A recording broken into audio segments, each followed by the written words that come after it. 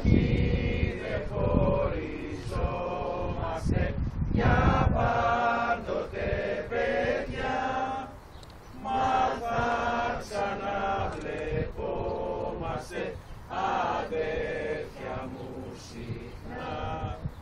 Και τώρα σε ενώσουμε τα χέρια όλοι μαζί και αλυσίδας πλέξουμε αγάπης δυνατή.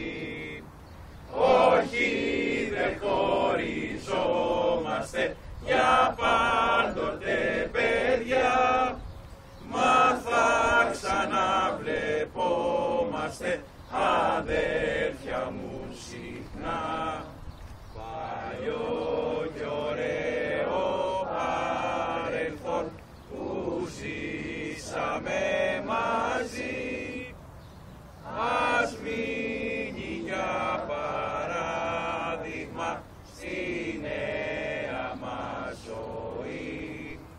Όχι δεν χωριζόμαστε για πάντοτε παιδιά, μα θα ξαναβλεπόμαστε αδέρφια μου συχνά.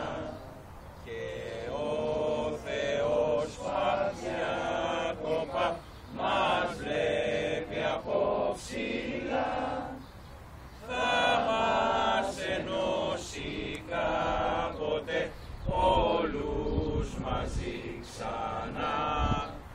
Όχι δεν χωριζόμαστε για πάντοτε παιδιά, μα θα ξαναβλεπόμαστε αδέρφια μου συχνά.